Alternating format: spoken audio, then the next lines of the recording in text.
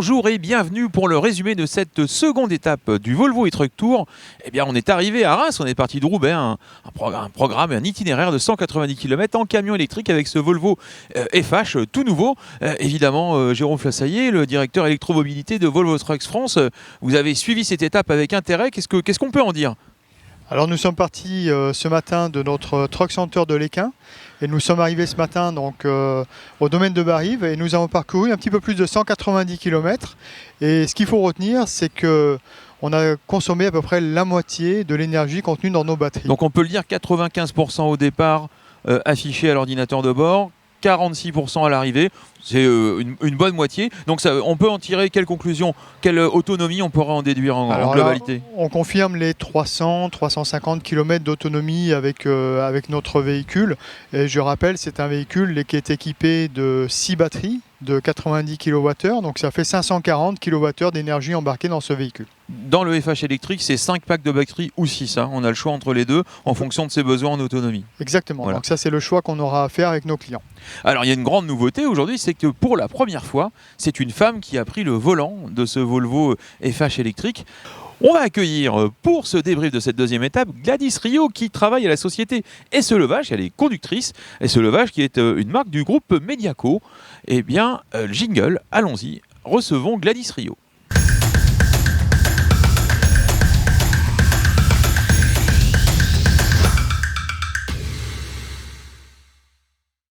Gladys, bonjour et merci de nous avoir rejoints sur le plateau. Vous êtes donc la première femme en France à prendre le volant de ce FH électrique. Et j'ai envie de vous demander quelles sont tout simplement vos premières impressions, comment vous avez vécu ce moment privilégié ? Oui, alors tout d'abord, merci à vous Volvo pour cette super expérience. C'était vraiment gentil de votre part. Donc j'ai pu découvrir en fait la conduite électrique. Pour moi, où j'ai vraiment été impressionnée, c'est le fait de ne pas entendre le bruit du moteur. Donc au volant, en fait, on est vachement serein, on est beaucoup plus à l'aise, une conduite totalement souple, beaucoup moins de vibrations et surtout dans le passage des rapports, tout est fluide, tout est limpide, enfin c'est vraiment agréable. Est-ce que vous n'avez pas été un petit peu perdu au début ? Parce que c'est le même environnement, c'est la même boîte de vitesse, mais effectivement il n'y a pas le bruit du moteur, il y a cette fluidité. Comment vous avez vécu ces premiers moments ? Un petit peu d'appréhension ou pas ? Alors oui, un petit peu d'appréhension, il y a une prise de volant, donc du moins sur un nouveau véhicule électrique comparé à un véhicule moteur, là où en fait il y a un petit truc, un gros truc un peu plus différent, c'est la one pedal. Donc en fait, on n'a pas systématiquement la main sur le commodo tout le temps à réguler sa vitesse sur le ralentisseur. Là en fait, on fait tout à la pédale et ça franchement c'est vraiment un plus et j'ai vraiment adoré. Conduire d'un pied, c'est très confortable. Ah oui, ouais. Vraiment trop bien. Et alors vous qui êtes une conductrice dynamique au volant de votre camion diesel habituel, est-ce que vous étiez un peu plus zen ici ou est-ce que vous aviez aussi envie d'aller un peu plus loin, d'aller un peu plus vite ? Alors, on l'a un peu poussé, mais sinon, oui, effectivement, j'ai vraiment établi en fait une conduite un peu plus saine, un peu plus souple. Et puis voilà, quoi, c'était vraiment cool. Un moment sympa. Est-ce que l'autonomie et la recharge, c'est la thématique du jour ? C'était une zone de stress pour vous ? Ah oui, effectivement, c'est toujours une zone de stress. De toute façon, que ça soit avec le poids aussi de notre véhicule, parce qu'il va peut-être plus se dépenser s'il est chargé ou pas, ou alors même par rapport au terrain, s'il y a des montées, descentes et tout. Mais non, là, j'ai vraiment été étonnée par la batterie, tout ça. Non, vous avez utilisé un tout petit peu plus de la moitié de la batterie, donc vous pourriez même retourner à Roubaix. Oui, voilà, c'est ça, ouais. Merci beaucoup Gladys pour votre témoignage sympathique et toutes ces informations. On est content de vous avoir reçu sur ce plateau. Sans transition, on va aborder la thématique du jour, bien sûr, l'autonomie et la recharge. J'ai avec moi la chance d'avoir deux spécialistes. Nous avons Gilles Chedemaille, associé en charge du développement commercial au sein du groupe Auto-Recharge, qui est le partenaire privilégié de Volvo. Et puis Thomas Gay, le chef de projet électromobilité et manager de l'offre recharge chez Volvo Trucks France.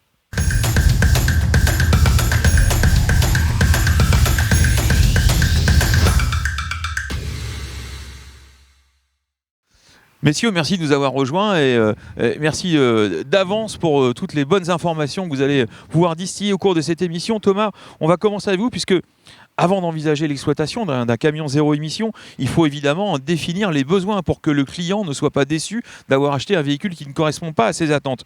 Comment vous assistez vos clients dans ce domaine ? Oui, effectivement, il est nécessaire de valider l'exploitation du véhicule électrique et d'assurer la satisfaction du client. Pour cela, Volvo Trucks a développé un outil de simulation d'autonomie. Donc c'est un outil qui permet de simuler l'usage d'un véhicule électrique sur ses conditions d'exploitation réelles. Donc on parle de son parcours, de son usage, de ses conditions de trafic et de ses conditions de température rencontrées. Donc on met toutes ces données dans une grande gamelle informatique et puis il y a des programmes qui ont été développés par Volvo Trucks qui permettent de déterminer, de dire au client voilà, il vous faut tant de batteries, tant de moteurs, puisqu'on peut avoir des moteurs ou des modèles différents, et ça permet de fine-tuner, comme on dit en anglais, le fait d'avoir exactement le véhicule qui correspond à son besoin. Exactement. D'abord, ça permet de définir le véhicule, notamment le nombre de packs batteries qui vont être nécessaires pour réaliser son activité. Mais aussi, ça permet de définir et de déterminer surtout la stratégie de recharge, donc c'est-à-dire quand est-ce que je vais recharger, où est-ce que je vais recharger pendant la journée, quelle puissance sera nécessaire pour réaliser mon activité ou prolonger l'autonomie du véhicule pour permettre de faire toute mon activité pendant la journée. Et là, alors Gilles, je me tourne vers vous parce que c'est l'histoire de l'œuf et la poule. Pour bien utiliser un camion électrique, il faut pouvoir le recharger à bon escient, au bon moment, avec la puissance qu'il faut. Alors donc Gilles, je le rappelle, vous êtes le directeur commercial et associé dans le groupe Autorecharge, vous êtes le partenaire privilégié de Volvo Trucks. À partir de quand, justement, dans ce domaine de partenariat, à partir de quand vous intervenez dans un projet pour un futur client de Volvo ? Bonjour Didier, merci pour votre accueil. Eh bien, en effet, en tant que partenaire recommandé par les équipes de Volvo, on a le plaisir en fait d'accompagner les équipes de Volvo ainsi que leurs clients, bien évidemment. J'ai envie de dire dès la genèse du projet. Notre métier, il est plutôt simple, Didier. Je dirais qu'en fait, on est concepteur, constructeur, exploitant de stations de recharge dédiées aux poids lourds. Et quand je dis exploitant, c'est en effet, on va donner aux clients de Volvo tout un tas d'outils qui va leur permettre, que ce soit pour le directeur d'exploitation ou pour le responsable de la flotte, des outils qui vont en effet leur permettre de piloter et d'extraire toutes les statistiques importantes relatives à la station de recharge et au camion. Alors voilà. ça veut dire que vous embrassez le sujet à 360 degrés dès le départ, Absolument. mais ensuite vous assurez un suivi pour être certain que ce que vous avez mis en place n'a pas besoin d'être modifié. Alors le suivi, l'accompagnement, en effet, il est complet chez Autorecharge, puisqu'on va avoir, je dirais, toute la thématique déjà de la puissance. Il faut de la puissance dans notre métier. Donc comment est-ce qu'on achemine cette puissance ? Comment est-ce qu'on définit les besoins de puissance ? Comment est-ce qu'on va raccorder ensuite le site du client ou de son client ? Et est-ce que les entreprises sont en mesure d'avoir la puissance voulue, je dirais, pour recharger leurs camions ? Alors, croyez-moi, la Commission de régulation de l'énergie est tout à fait, je dirais, motivée et consciente des enjeux qui se présentent au niveau des entreprises. Aujourd'hui, la situation est très simple, c'est pas un facteur bloquant. Voilà. On a le plaisir d'accompagner les clients de Volvo, comme je vous le disais à l'instant, sur toute la partie raccordement, analyse de puissance. Donc, ce qui est de l'augmentation de puissance, c'est ce qui a à voir avec l'acheminement, devrais-je dire, de cette puissance. Donc, très concrètement, en 2022, c'est pas un facteur bloquant. Et alors le dédale administratif, parce qu'il y a des primes pour obtenir ces équipements, qui prend en charge tout ça ? Alors, c'est un sujet, croyez-moi, au sein de Bercy, qui anime en effet les équipes. Alors, chez Autorecharge, en fait, on a le plaisir d'échanger beaucoup avec les services de l'État, puisqu'on appartient à des groupes de travail et des associations dans le domaine de la mobilité, de l'itinérance et des poids lourds. Je vous parlais tout à l'heure, Didier, d'un accompagnement de A à Z. Donc, en effet, on est ravis également d'accompagner les clients Volvo quant à toute cette partie administrative qui peut être un petit peu lourde pour, en effet, obtenir que ce soit des subventions ou également des financements, puisque vous avez dans le cadre du plan France Relance des appels à projets et nous avons été déjà impliqués avec plusieurs clients de Volvo quant au montage des dossiers d'appels à projets.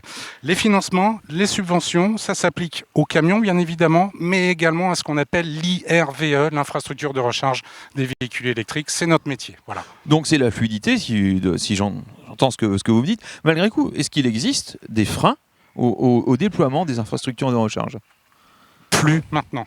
Plus maintenant. Non, parce que notre métier, justement, consiste à éviter que les clients Volvo soient confrontés à des freins, qui soient techniques, qui soient administratifs, qui soient opérationnels. Donc, on a vraiment une vocation à accompagner de A à Z dans la gestion d'un projet les clients de Volvo. Et si vous me permettez, il y a des balises, bien évidemment, quand on gère un projet.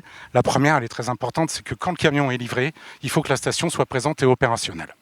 Je me tourne vers vous, Thomas. Combien de temps il faut pour charger un camion électrique? Alors vous allez me dire, ça dépend de la puissance de la batterie, C'est ça. mais dans une globalité, parce que j'ai cru comprendre que la technologie n'était pas tout à fait la même, on va en reparler juste après, que ce qu'on connaît sur les voitures. Le 20 à 80%, ça n'a pas tellement lieu d'être dans le camion. Exactement. Alors, effectivement, ça dépend du nombre de packs batterie, ça dépend aussi de la puissance de la borne. On peut parler de charges rapides et charges lentes, donc des charges rapides autour de 1 heure, 2 heures, et des charges lentes plus autour des 8 heures. Mais surtout, ce qui fait la recharge, c'est la stratégie de recharge. En fait, il s'agit surtout de faire correspondre temps de recharge et puissance de recharge pour répondre aux besoins de disponibilité du véhicule. Ça veut dire que le midi, je pars déjeuner, je branche mon camion, je m'arrête 1 heure, et là, je peux récupérer de quoi finir ma tournée. Et finalement, si mon camion n'est pas à 100%, c'est pas un problème. On n'est pas obligé de revenir à 100% à chaque fois. Effectivement, et par exemple, avec le trajet qu'on a fait aujourd'hui, si on avait fait une pause à midi, là on annonçait autour de 300, un peu plus de 300 km. Si pendant la pause de midi, on avait rechargé avec un chargeur puissant, on aurait pu prolonger l'autonomie jusqu'à 500 km. Gilles, sur la technologie justement de Volvo Trucks, qu'est-ce qu'on peut dire? Parce que visiblement, il y a toujours des parallèles entre le camion et la voiture, mais il y a quelques idées reçues qu'il faudrait contrecarrer.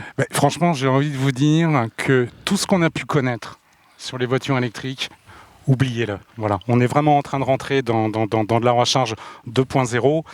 Ce qu'on voit avec le Volvo FH, qui est un monstre de technologie, tous les tests qu'on a pu mener, c'est que les courbes de puissance sont régulières jusqu'à plus de 95%.